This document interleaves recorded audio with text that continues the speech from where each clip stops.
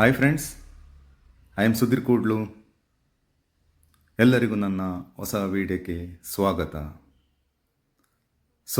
ಇವತ್ತಿನ ದಿನ ನಾನು ಶಿವಮೊಗ್ಗ ಜಿಲ್ಲೆಯ ಭೀಮೇಶ್ವರ ದೇವಾಲಯಕ್ಕೆ ಬಂದಿದ್ದೇನೆ. ಬೆಳಗಿನ ಜಾವ ಹೊರಟು ನನ್ನ 3 ಸ್ನೇಹಿತರೊಂದಿಗೆ ಕಾರ್ ಮಾರ್ಗವಾಗಿ ಬಂದು ನಾವೀಗಲೇ ತಲುಪಿದ್ದೇವೆ. ಮೇನ್ ರೋಡಿಂದ ಭೀಮೇಶ್ವರ ದೇವಾಲಯಕ್ಕೆ ಸರಿಸುಮಾರು 3 ಕಿಲೋಮೀಟರ್ ಅಂತರದಲ್ಲಿದೆ. ಫುಲ್ ಆಫ್ ರೋಡು, ಕಾರು ಯಾವ ವಾಹನಗಳು ಹೋಗುವಾಗಿಲ್ಲ, ಅಷ್ಟೇ ಟಫ್ ಇದೆ ರೋಡು. ನಮಗೆ 4 ಜನಕ್ಕೆ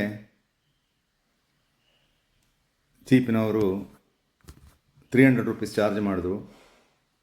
ಜೀಪಿನ ಸೌಕರ್ಯ ಇದೆ ದೇವಾಲಯಕ್ಕೆ ಎಲ್ಲರಿಗೂ. ನಿಮಗೆ ವೀಕ್ಷಿಸ್ಬೋದು. ಆಫ್ ರೋಡು ತುಂಬ ಟಫ್ ಆದ ಆಫ್ ರೋಡು. ಮಳೆ ಬಂದ ಕಾರಣ ನಮಗೆ ಇನ್ನೂ ಸಹ ಕಷ್ಟ ಆಯಿತು.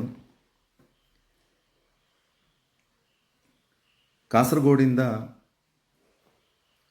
ಸರಿಸುಮಾರು ಭೀಮೇಶ್ವರ ದೇವಾಲಯಕ್ಕೆ 294 ಕಿಲೋಮೀಟರ್ ಅಂತರದಲ್ಲಿದೆ. ಸಾಧಾರಣ 6.5 ಗಂಟೆ ಯಾತ್ರೆ ಇದೆ.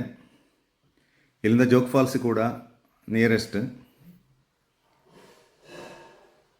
ಶಿವಮೊಗ್ಗ ಜಿಲ್ಲೆಯ ಪಶ್ಚಿಮ ಘಟ್ಟದ ಶರಾವತಿ ಕಣಿವೆ ಪ್ರಕೃತಿ ಪ್ರಿಯರಿಗೆ ಇದು ಸ್ವರ್ಗವಾಗಿದೆ. ಅನೇಕ ಸ್ಪಷ್ಟ ಕಾರಣಗಳಿಗಾಗಿ ಪಶ್ಚಿಮ ಘಟ್ಟಗಳ ಪರ್ವತಗಳು ಕಣ್ಣಿಗೆ ಕಾಣುವಷ್ಟು ವಿಸ್ತಾರವಾಗಿದೆ. ಇಲ್ಲಿ ಕಾಡಿನ ಭೀಮೇಶ್ವರ ಅಥವಾ ಭೀಮಲಿಂಗೇಶ್ವರ ದೇವಾಲಯವಿದೆ. ಭೀಮೇಶ್ವರವು ಶಿವ ದೇವಾಲಯವಾಗಿದ್ದು ಇದು ಪ್ರಕೃತಿ ಪ್ರಿಯರಿಗೆ ಸ್ವರ್ಗವಾಗಿದೆ. ಅನೇಕ ಸ್ಪಷ್ಟ ಕಾರಣಗಳಿಗಾಗಿ ಪಶ್ಚಿಮ ಘಟ್ಟದ ಪರ್ವತಗಳು ಕಣ್ಣಿಗೆ ಕಾಣುವಷ್ಟು ವಿಶಾಲವಾಗಿದೆ. ಕಥೆಯ ಪ್ರಕಾರ ಶಿವಲಿಂಗವನ್ನು ಪಾಂಡವರ ಭೀಮನು ತನ್ನ ಅಜ್ಞಾತವಾಸ ಸಮಯದಲ್ಲಿ ಸ್ಥಾಪಿಸಿದನು ಎಂದು ಹೇಳಲಾಗಿದೆ.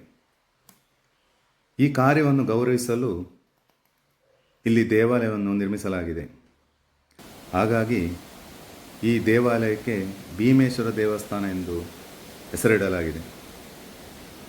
ಅರ್ಜುನನು ತನ್ನ ಬಾಣವನ್ನು ಬಂಡೆಗಳಿಂದ ನೀರು ಹೊರತೆಗೆಯಲು ಬಳಸಿದಾಗ ರೂಪುಗೊಂಡ ಆಕರ್ಷಕ ಭೀಮೇಶ್ವರ ಜಲಪಾತ ಮತ್ತು ಅದರ ಪಕ್ಕದಲ್ಲಿ ದೇವಾಲಯವಿದೆ.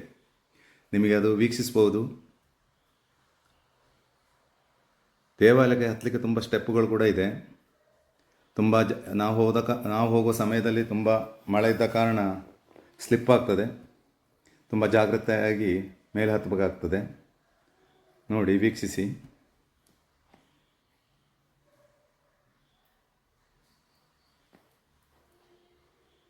ಎಲ್ಲರೊಮ್ಮೆ ಕುಟುಂಬ ಸಮೇತರಾಗಿ ಬಂದು ಈ ಭೀಮೇಶ್ವರ ದೇವಾಲಯಕ್ಕೆ ಭೇಟಿ ಕೊಡಿ.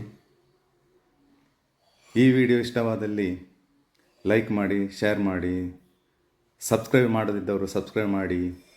Thank you.